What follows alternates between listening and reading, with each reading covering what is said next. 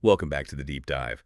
We're here again to spend some real time unpacking some pretty dense, highly specialized source material. That's right. Our goal, as always, is to pull out those critical insights you need to know.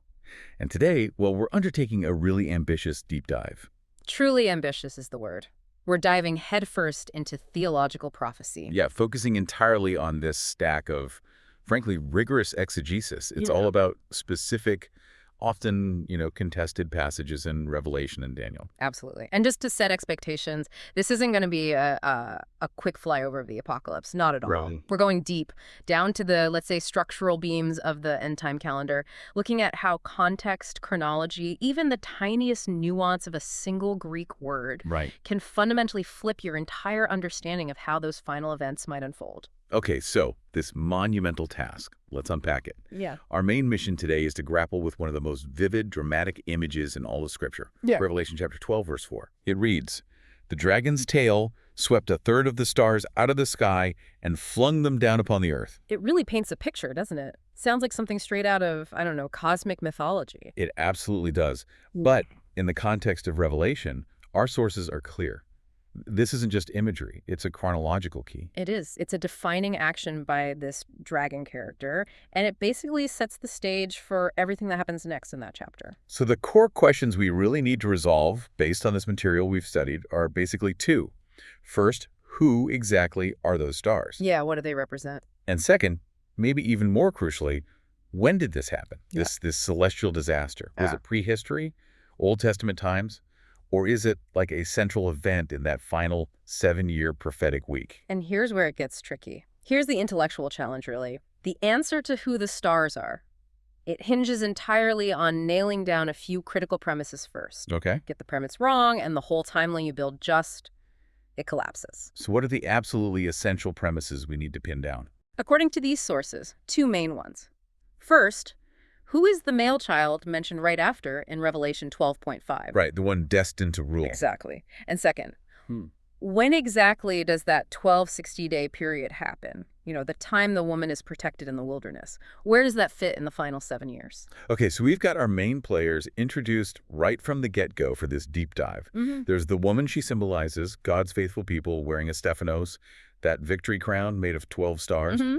Then the male child, destined to rule all nations, the text says, with an iron scepter.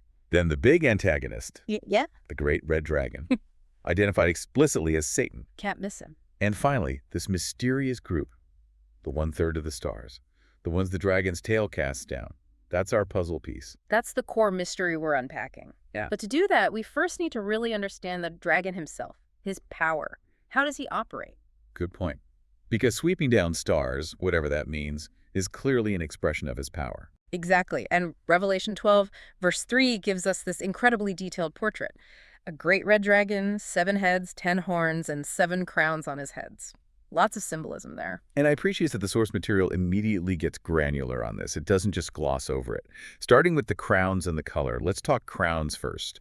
The text specifies the dragon wears 7 diadems. Yes, diadema in the Greek. And the source really hammers this point home. It's a vital distinction. It's not the Stephanos, like the woman wears. Which is more like a laurel wreath, right? A victory crown. Precisely. Yeah. Signifies moral achievement, victory earned. The diadema, though, that's a kingly crown. It signifies raw, sovereign authority, political power, which Satan claims over the world systems. And the placement is significant, too. These 7 diadems are on the dragon's 7 heads. Right. Not the horns, the heads. This signals inherent primary authority. Satan is shown as the original sovereign, you could say, over these 7 foundational power structures, whatever they represent initially. Okay, and the color, it says great red dragon. Ah, but the Greek is more specific. It's pyros. The source insists this isn't just any red. It means fire-like or fiery red. Fiery red, what does that imply? It denotes a destructive nature, burning primal evil inherent to the dragon himself. He is the fire of malice, the source suggests. Okay, so that's the dragon. Fiery red, diadems on his head signifying inherent power. Now, what happens when this dragon gives his authority to his proxy? The sea beast. That comes up in the next chapter, Revelation 13. Right, the beast from the sea. It shares the, let's call it the genetic blueprint. 7 heads, 10 horns. But the source materials point out 2 really critical shifts in the symbolism. big changes. What's the first shift? The crowns move. The sea beast's 7 heads, they're bare, unadorned. Instead, it's the 10 horns that wear the crowns, or diadems, rather. Okay, so the authority shifts from the heads to the horns. What does that signify? It suggests a change in how power is manifested. The dragon's power seemed rooted in those 7 heads, maybe historical entities, but the beast's power, it's on the 10 horns, suggesting it's maybe more decentralized, temporary. Shared among 10 specific kings or global authorities who rise up later. Exactly. The power has been delegated, passed down from the dragon to these 10 horns who rule with the beast. I want to pause on that because that's not just a literary detail, is it? That distinction suggests that when the beast finally arises, those 7 historical powers represented by the heads are now kind of subservient. Or perhaps absorbed into the final system. Right. Subservient to the 10 co-regent leaders of that final era. The dragon ruled through history, perhaps, but the beast rules through a contemporary, maybe more globalized, decentralized governance structure. That's a very strong reading based on the symbolism shift, yes. Yeah. The second shift is the color. The sea beast is also red, but the Greek word is different. It's kokinos. Kokinos, not pyros. What does that mean? It means scarlet or crimson. It's a different shade, and it carries different connotations. Like what? It's often associated with sin, luxury, earthly pomp, and very specifically with the great harlot, Babylon the Great, who rides the beast in Revelation 17. She's clothed in purple and scarlet. Ah, okay. So let me see if I get this. The dragon is fiery red, pyros, representing pure, fundamental, destructive evil, Satan's core opposition to God. While the beast is sinful, corrupt red, kokinos, representing the politically corrupted, luxurious, seductive systems that actually implement that evil on earth in the final days. That's an excellent summary of the distinction the source draws. The dragon is the source of the fire. The beast is the manifestation of its corrupting influence in the political realm. Wow, that's a subtle but powerful difference. It is. And the source then drives home the political nature of this whole structure, the heads and horns, by linking it to the common interpretation of the beast's heads. You mean the idea that the 7 heads represent kingdoms? Exactly. The 7 heads of the sea beast are widely understood, and the source agrees, as a succession of world powers that have historically oppressed or dominated God's people. And the source material actually lists them out, establishing this clear historical line of spiritual opposition. It goes. Yeah. 1, Egypt. Right. Then Assyria. 3, Babylon. 4, Persia. 5, Greece. 6, Rome. And the 7th, that's identified as the final all-encompassing world beast government, that future entity. That sequence is pretty standard in many interpretations. And it absolutely confirms that these 7 heads represent real political power that Satan has utilized throughout history. And the 10 horns? They are explicitly defined later as 10 kings who receive power concurrently with the beast, but only for a temporary period, 1 hour, the text says. It points to a distributed end-time political alliance. Deriving their temporary authority directly from the dragon via the beast. Correct. But now the source introduces a really critical distinction regarding the dragon himself. This is important. Okay, what is it? Well, the sea beast's 7 heads are pretty definitively identified with those 7 nations, Egypt, Rome, etc. The dragon's 7 heads might be different. The source suggests they could be the same, and one school of thought definitely equates them. But it allows for the possibility they represent something else, maybe more foundational or spiritual powers behind those nations? Interesting. But if we do equate the dragon's 7 heads with those 7 great nations, then the interpretation gains a lot of momentum. It suggests the dragon used his inherent power, remember the diadems are on his heads, to mislead God's people across millennia. Through the deceptive strength, the allure, the false teachings, the persecution, everything emanating from these massive, controlling political empires, Egypt, Babylon, Rome. They weren't just political entities, they were instruments of the dragon's opposition. Okay, that really frames our approach to the stars falling.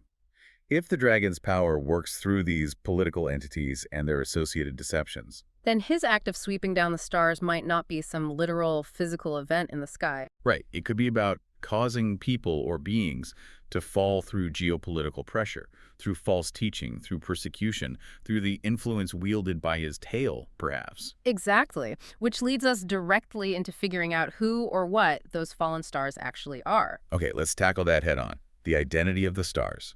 We're turning now to that 1/3 of the stars swept down by the dragon's tail. And the core argument the source material makes here is foundational, really non-negotiable for their view. These cannot be literal physical stars like our sun or planets. Why not? Because the context implies agency, choice. Whatever the stars represent, they must be free-willed creatures. Beings capable of allegiance, capable of falling away, capable of being misled or cast down. So that narrows it down considerably. Free-willed creatures in this context basically means angels or humans. That's it. Angels in a heavenly context. Or saints, believers in an earthly context. Those are the two main categories the source considers. Okay, let's dig into view 1, which the source presents as having two sub-options, either angels or Old Testament saints. But in both cases, they are misled or fallen away. Let's start with the angel interpretation. Right. If these stars are angels, then the event itself, the starfall, must be incredibly ancient. It has to have happened before the dragon Satan was bound in Hades, if you follow certain timelines. We're talking about the original rebellion against God. Is there scriptural basis for calling angels stars? Yes, the source points directly to Job 38.7. It talks about creation, when the morning stars sang together and all the angels shouted for joy. Stars and angels used in parallel. Okay, so if the stars are angels, this interpretation suggests that a full 1/3 of the entire angelic host chose to follow Satan in his rebellion. And were subsequently cast down, either to earth or to lower spiritual regions. This places the event chronologically right at the dawn of evil, long before human history really gets going. But that immediately raises a huge question, doesn't it? The number, 1/3, And that sounds very precise, almost literal. It does. How big is the angelic host supposed to be? Is 1/3 even meaningful if the number is astronomical? That's exactly the tension the source explores. Revelation 5.11 gives us a glimpse. John sees angels around the throne, and their number is described as 10,000 times 10,000 and thousands of thousands. Which is basically biblical language for innumerable. Too many to count. Right, an astronomical quantity.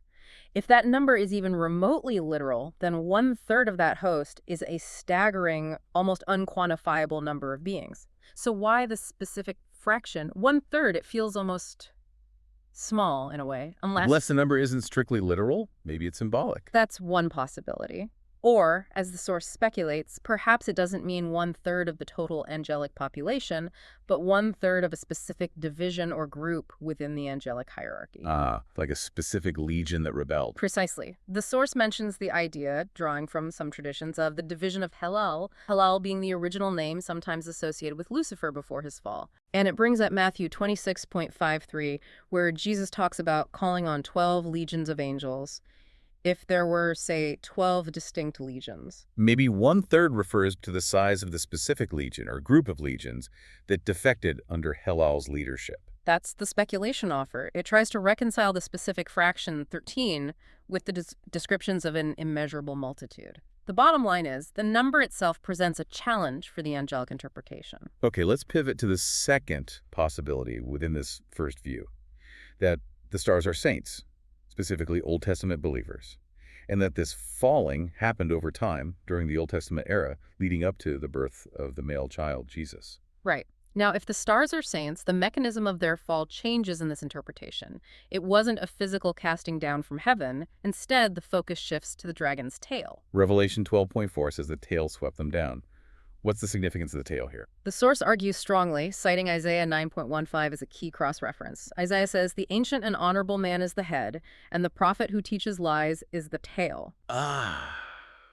So the tail is a metaphor for the false prophet, the false teacher, the one spreading deception. Exactly. The one who speaks lies and leads God's people astray. So in this view, the stars, the Old Testament saints, didn't fall because they were physically thrown down. They fell because the dragon used his political proxies, those 7 heads, maybe those powerful empires, and their spiritual agents, the tail of false teachers within or influencing Israel, to actively mislead God's people into apostasy, into turning away from true worship. That makes the starfall a gradual process of spiritual corruption over centuries, not a single sudden cataclysm.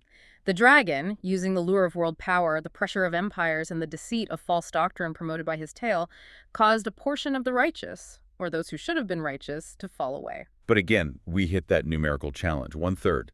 If we're talking about the history of Israel, the Old Testament prophets are constantly lamenting widespread, almost total national apostasy at various times. That's true. Jeremiah 5.1, for instance, has God telling Jeremiah to search Jerusalem to see if he can find even one person who deals justly and seeks truth. It sounds like far more than two-thirds fell away at times. So if the majority fell away throughout history, why does Revelation specify only 1/3 being swept down by the dragon's tail? That fraction seems too small if it refers to all of Israel. The source offers a really interesting potential solution here. It suggests maybe the 13 doesn't refer to the entirety of Israel, the general population. Maybe it refers only to 1/3 of a specific elite group, the star-worthy saints. Star-worthy saints, where does that come from? Daniel 12.3. It speaks of the wise shining like the brightness of the heavens, and those who turn many to righteousness shining like the stars forever and ever. Okay, so stars can refer to particularly righteous, influential believers who lead others. The spiritual leaders, the truly wise, the effective evangelists of their time. That's the idea. So even among that group, the faithful leaders, the true teachers, the ones actively turning others to God in the Old Testament era, the dragon's influence, working through false teaching, the tail, was so potent, so deceptive, that it managed to corrupt and cause 1/3 of even those highest level believers to fall away from their calling. Wow, that adds a whole different layer of meaning. It makes the 1/3 figure refer not to the masses, but to a devastating loss among the spiritual elite, a selective tragedy. It shifts the focus from just counting heads to assessing spiritual impact and leadership. It makes the dragon's deception seem particularly insidious if it could take down 1/3 of those who should have known better, those shining like stars. Okay, that's a compelling way to read view 1, whether angels or misled OT saints. Now, let's quickly touch on view 2. This one also identifies the stars as Old Testament saints, but interprets their fall differently, not as being misled, but as being killed or persecuted, martyrdom. Right. The idea here is that the dragon flinging them to the earth symbolizes their violent deaths at the hands of persecutors, instigated by satanic opposition through those historical empires. Makes sense on the surface. Persecution was certainly a reality. But why does the source consider this view significantly weaker? Primarily, it comes back to that number again, 1/3. While martyrdom definitely happened throughout the Old Testament, the source argues there's just no clear scriptural or even historical evidence to suggest that exactly 1/3 of the Old Testament saints, or even 1/3 of those specific star-worthy saints from Daniel 12, were martyred. So the number feels arbitrary in this interpretation. Pretty much. Where does the 13 come from if it represents martyrs? The text doesn't give us any clues or corroborating evidence to justify that specific fraction in the context of martyrdom. Whereas, going back to view 1, The fallen angels view has the Job reference linking stars and angels. The misled saints view has the Isaiah passage defining the tail as false teachers, providing a mechanism for the fall. Both of those offer some textual hook for the symbolism. but the martyrdom view lacks a similar hook for the number 1/3. Exactly. The numerical specification seems like it must be significant, not just coincidental. And view 2, the martyrdom view, doesn't really provide a convincing reason for that specific number, according to the source. Okay, so wrapping up this section on identity, we're left leaning towards the stars being either the angels who fell in the primordial past or Old Testament saints, perhaps the star-worthy ones, who were misled by false teaching spread by the dragon's political religious proxies over time. Correct. And crucially, both of those interpretations share one absolutely critical feature. They place the star fall event firmly in the past. It must precede the next major event described in Revelation 12. Which is the arrival, the birth of the male child. Exactly. And that brings us squarely to the timing conflict. Right. This is where things get really critical for the overall timeline, the identity of the male child. The source material we're working from is emphatic on this point. It states, pretty unequivocally, that the male child is Jesus Christ. And they build their entire subsequent timeline on this premise. It's the absolute foundation. But we have to acknowledge, this isn't the only view out there, right? The idea that the male child represents the martyr witnesses, or perhaps the church collectively, is quite common in other interpretations. Very common. So we need to understand why this source is so insistent that the male child can only be Jesus. What's the argument? The argument boils down to the scope of authority granted to this child. Revelation 12.5 says, "He will rule all nations with a rod of iron." Okay. The source zeroes in on that phrase, all nations. In the original language context they reference, it translates something like Mangok, meaning literally all nations or every single nation.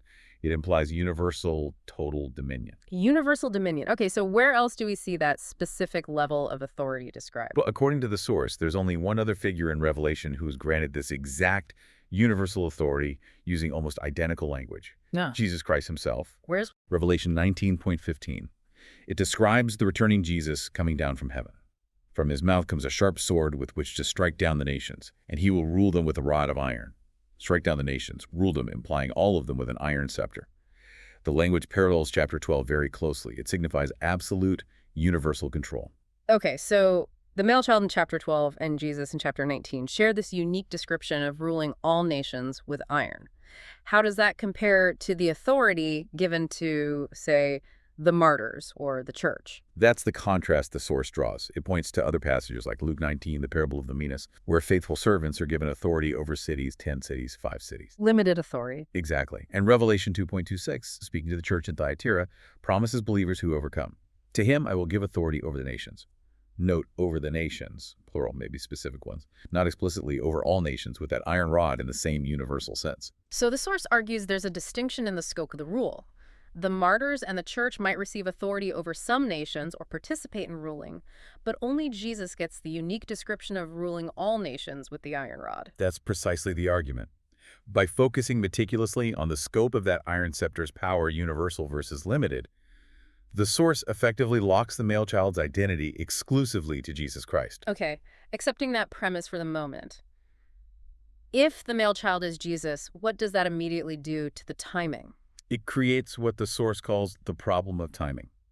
Because if the male child is Jesus, the sequence of events in Revelation 12 becomes rigidly fixed. Lay it out for us. Sequence is 1, the dragon sweeps the stars down to earth, which we just argued must be a past event, either angelic fall or OT apostasy.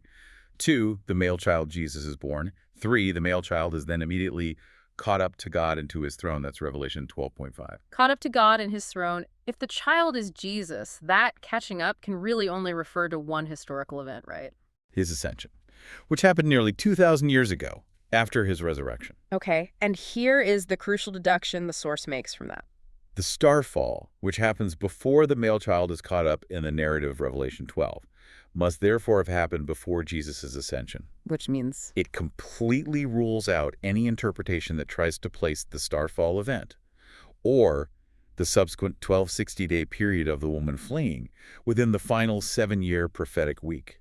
Because that final week, by definition, begins centuries after Christ already ascended. Right. The chronology becomes absolutely fixed by identifying the male child as Jesus and his catching up as the ascension.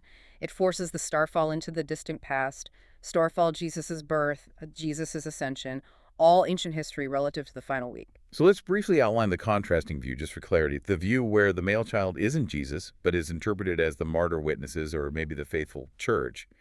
How does that change the timing? Well, if the male child represents the martyrs, then his ascension to the throne isn't Jesus's historical ascension.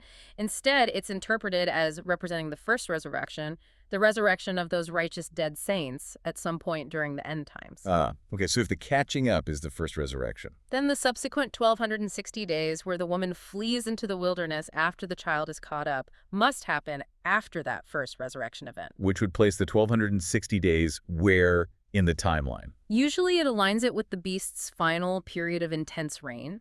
It typically forces the 1,260 days into the latter half of the final 7-year week. That leads to a mid-tribulation or even a post-tribulation rapture resurrection scenario where the saints endure the first half or all of the beast's reign, then get resurrected, caught up, and then the woman flees for 1,260 days, which becomes harder to explain chronologically if the saints are already gone. Okay, so that contrasting view completely inverts the timing compared to the source we're examining. Wow. Why does our source reject this chronological inversion so strongly? We mentioned the iron scepter argument already. Yes, the scope of rule is primary. But there's also a strong narrative reason, rooted in the dragon's actions right there in Revelation 12. What's the narrative logic? The flow is explicit. The dragon stands ready to devour the child as soon as it's born. Yeah. Rev 12.4. But he fails. The child is instantly rescued, caught up to God and to his throne. Rev 12.5. What does the dragon do next? Verse 13 says, "When the dragon saw that he had been hurled to the earth, he pursued the woman who had given birth to the male child." He goes after the woman. Exactly. Since the dragon failed to destroy the man-child, because he was instantly removed to safety, the dragon immediately redirects his fury towards the woman who represents the saints remaining on Earth. Okay, I see the logic. If the male child represented the martyr witnesses, and they were caught up, resurrected, but perhaps still somehow vulnerable or on Earth initially. Logically, the dragon, being focused on destroying God's people, would finish dealing with them first. He wouldn't just give up on the male child if they were still accessible and immediately turn his full attention to the broader group, the woman. The fact that the man-child completely disappears from the dragon's reach, forcing the dragon to pivot his attack entirely onto the woman, demonstrates that the man-child had to be an absolutely invincible, instantly removed target. Which fits Jesus Christ at his ascension perfectly. He was caught up far beyond Satan's reach. That's actually a very powerful piece of narrative evidence supporting the source's view. It is, and it locks things down. Star fall, ancient past, pre-ascension. Male child, Jesus. Ascension, historical event. Therefore, the dragon's subsequent attack on the woman and her 1,260 days of fleeing must describe events after the ascension related to the church age or, more likely, the final tribulation period, but completely disconnected chronologically from the starfall event itself. Which means that final period, the tribulation, is defined not by stars falling, but by the dragon's focused persecution of the woman, the saints on Earth. Precisely. The focus shifts entirely. Okay, so we've established, according to this source, that the starfall is a past event. The male child is Jesus. His catching up is the ascension. This seems to imply that the 1,260 days, the 42 months, the 3.5 years must define that final period of tribulation, presumably the last half of Daniel's 70th week, right? That seems standard. You'd think so. That's the standard mid-tribulation model. But hold on, because this is where the source material we're analyzing makes perhaps its most radical, most challenging departure from common interpretations. Oh, how so? It argues, very forcefully, that the 1,260 days of the woman's protection in the wilderness is not the second half of the final prophetic week. It's the first half. The first 3.5 years, not the last. Exactly. This completely reverses the common view, and we really need to slow down and dedicate some serious time to understanding why they make this argument, because it fundamentally reshapes the entire end time sequence. Okay, I'm intrigued. Why would the 1,260 days be the first half? What's the basis for that? The argument hinges almost entirely on a specific interpretation, a specific translation of a key phrase in Daniel 9.27. That's the famous prophecy about the 70 weeks, outlining the covenant and the events of the final 7 years. Daniel 9.27. I know the verse. Yeah. It talks about confirming a covenant and then causing sacrifice and offering to cease. Where's the key phrase? It's the phrase that describes when the sacrifice ceases. In many common English translations, like the King James Version, KJV, for example, it's rendered as, in the midst of the week. Right. In the midst of the week, he shall cause the sacrifice to cease. That phrase, in the midst, is the bedrock of the whole mid-tribulation view, isn't it? It implies the Antichrist breaks his covenant or does something drastic exactly at their 3.5-year midpoint of the final 7 years. Precisely. That translation locks the major turning point to the exact middle.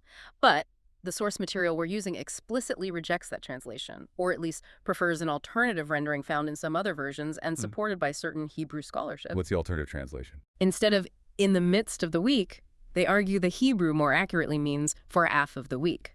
They point to versions like the Jewish Publication Society, JPS translation, as supporting this. For half of the week instead of in the midst of the week. How does that change things? That sounds like a duration, not a point in time. Exactly. That grammatical shift is enormous. It changes the meaning from a single point in time, the midpoint, to a duration, a period lasting for 3.5 years. Okay. A duration of half a week. But which half? Why do they insist it's the first half? Well, the verse says, he shall cause the sacrifice and the oblation to cease for half the week. The source connects this causing to cease directly with the actions of the Antichrist figure. The prince who is to come, mentioned earlier in Daniel 9, often equated with the man of sin or son of perdition in the New Testament. Right. The one who sets up the abomination of desolation. Correct. And here's the key interpretive step. The source argues that the Antichrist's defining action, the abomination of desolation, which Paul describes in 2 Thessalonians 2 as him sitting in the temple of God, proclaiming himself to be God, cannot happen in the middle of the week. They argue that this ultimate act of blasphemy must mark the very beginning of the final 7-year period. It's the event that kicks off the countdown. Wait, so they see the Antichrist taking his seat in the temple, demanding worship, not as the midpoint event, but as the starting gun for the entire final 7 years. That's the core assertion. They view the breaking of the covenant, or perhaps the enacting of a false one, the cessation of true worship, and the setting up of the abomination, the arrival and self-declaration of the son of perdition, as happening simultaneously right at the start of the final week. Okay, if that's the start of the 7 years, then the phrase, for half of the week, the sacrifices cease, would naturally refer to the first half of the week, the first 3.5 years following that initial abomination event. Precisely. The period of desolation begins immediately and lasts for that first half week, the first 1,260 days. Wow. Okay, so let's trace this out. In the source's preferred chronology, where the 1260 days is the first half week, year 0 of the final 7 years begins with the Antichrist, the son of perdition, installing himself in the temple. Yes. The ultimate blasphemy happens right at the start. Which means the Great Tribulation, the intense persecution, doesn't wait until the midpoint. It begins instantly. That's the implication. Forced worship of the beast, the implementation of the mark, the economic control associated with it. The source argues it's all front-loaded into those first 3.5 years. There's no peaceful period under the Antichrist first. So let's list the events that, according to this view, are all running concurrently during this intense first 1,200-day period. Okay. 1. The son of perdition sits in the temple, declaring himself God. That's the start signal. 2. Forced worship of the beast and his image begins immediately. The mark system is implemented. 3. The woman representing the general body of faithful saints on earth, who refuse the mark, flees, and is miraculously protected in the wilderness for exactly 1,260 days. And 4.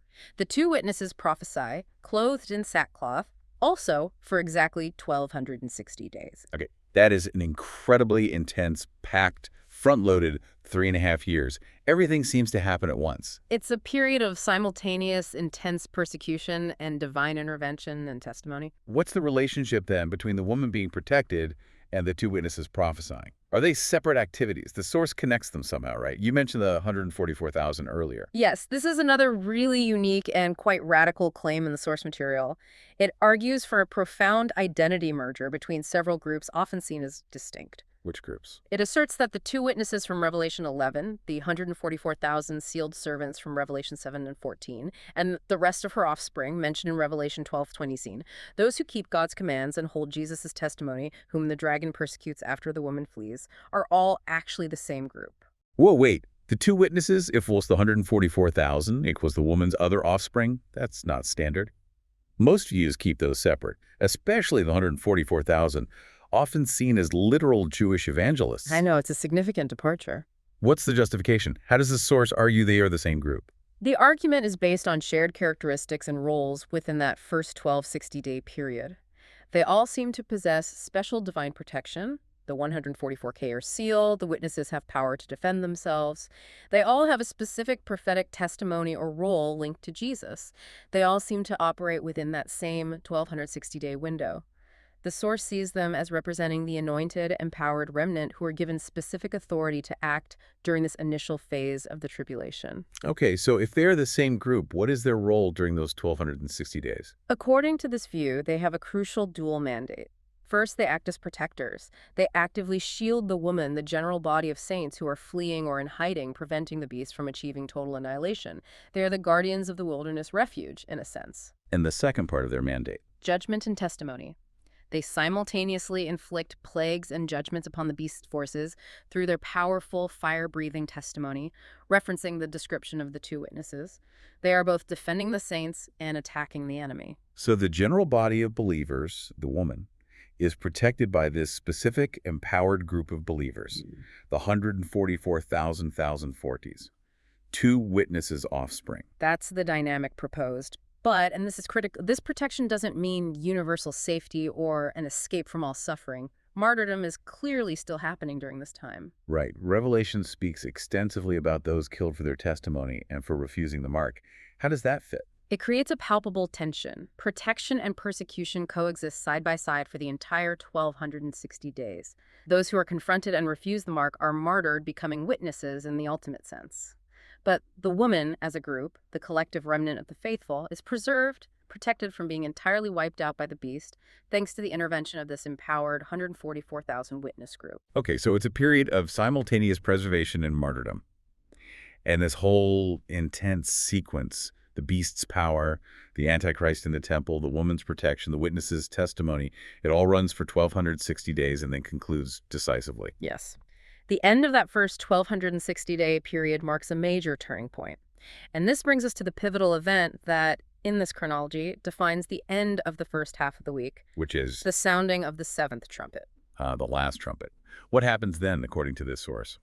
When the seventh trumpet sounds, described in Revelation 11.1 and contextually linked to 1 Corinthians 15.52, the climax of this first half occurs. The first resurrection. The first resurrection happens at the end of the first 1,260 days, not later. That's the argument. Oh, wow. And the source is exceptionally detailed here. It argues that at this moment, triggered by the seventh trumpet, all saints are dealt with. This includes the martyred witnesses who refused the mark throughout those 1,260 days. Okay.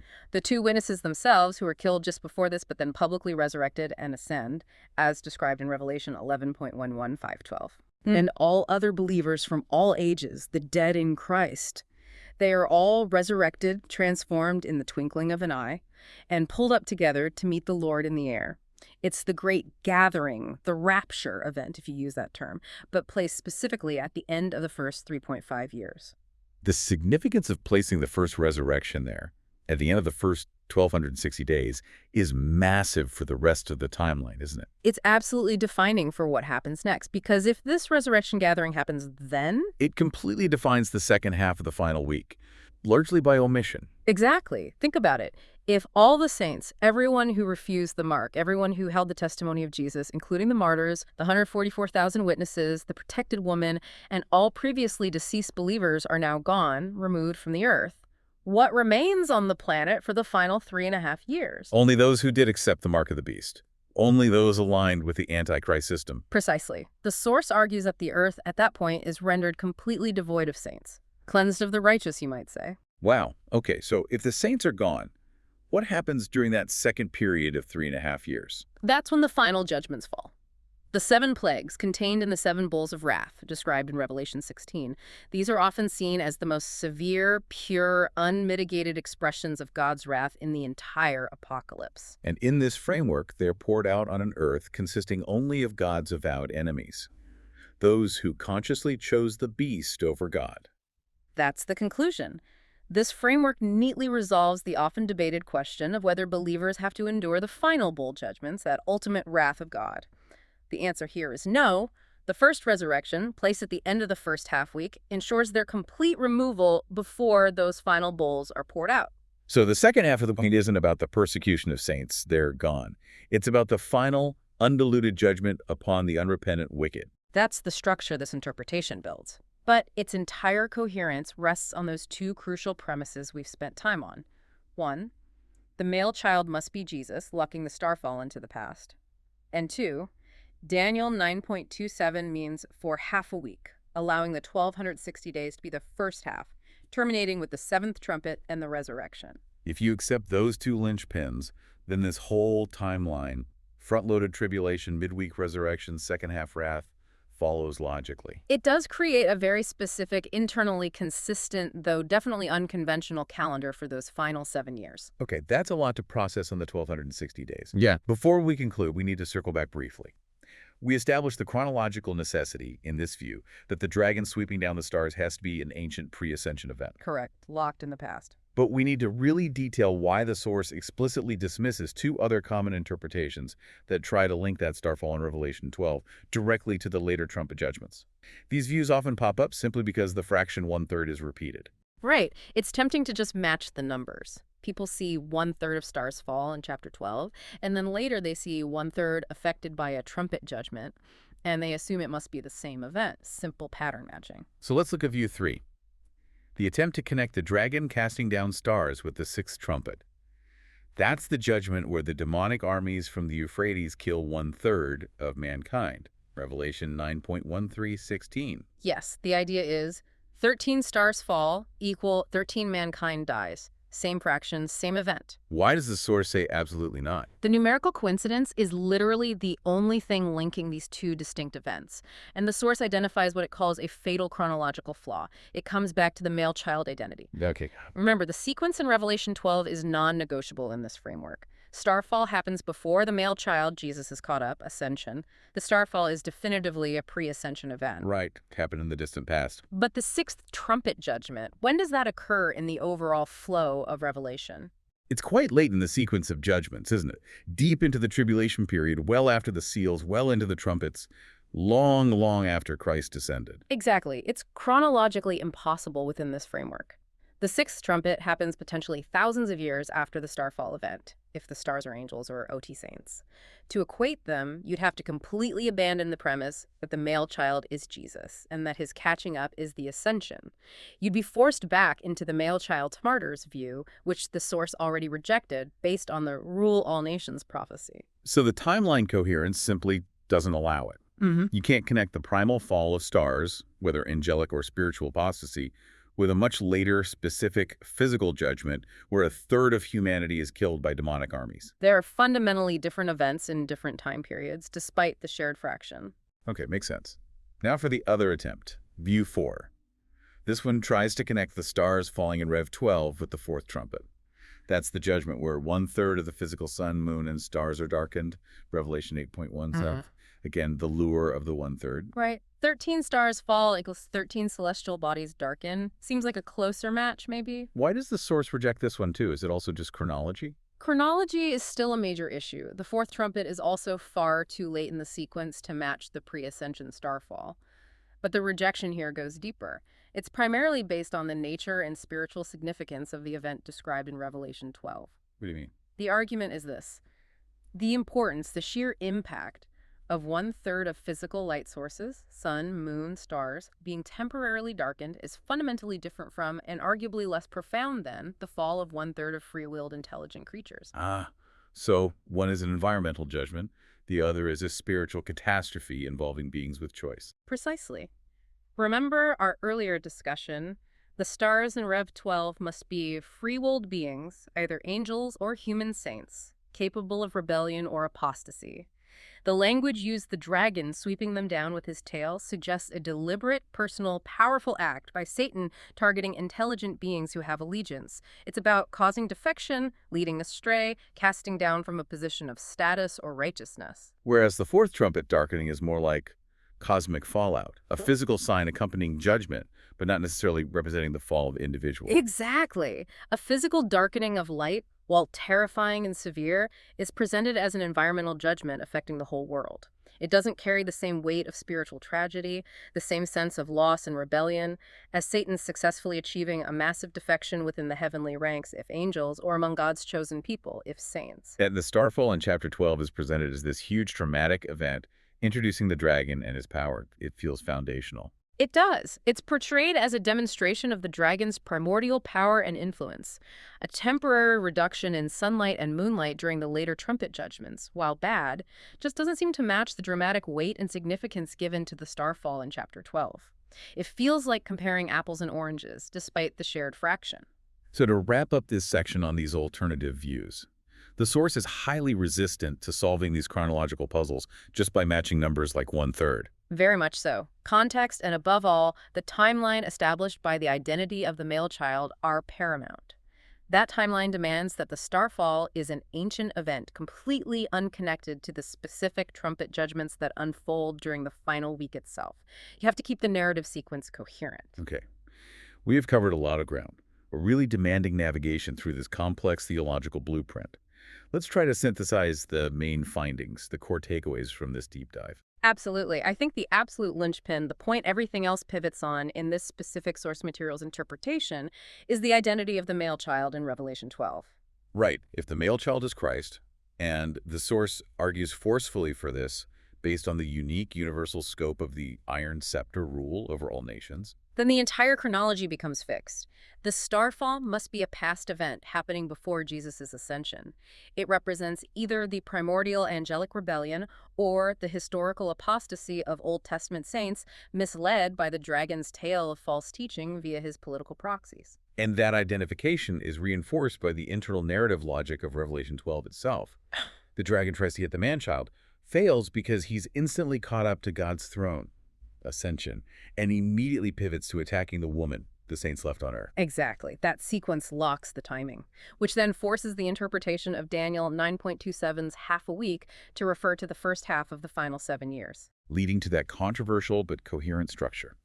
The 1,260 days of the woman's protection, witnesses' testimony, Antichrist's initial reign, all happen concurrently in the first 3.5 years, starting simultaneously with the Antichrist taking his seat in the temple. And crucially, that first half culminates with the seventh trumpet and the first resurrection, the gathering of all saints, martyrs, protected remnant previously deceased, off the earth. Which in turn leaves the second half of the week as the period when the 7 bowls of pure, unmitigated divine wrath are poured out exclusively upon those remaining on earth, those who accepted the mark of the beast. It provides a complete, if unconventional, structure for those final 7 years, ensuring a clear separation between the tribulation saints' experience, persecution, protection, martyrdom in the first half, and the final wrath they are removed before.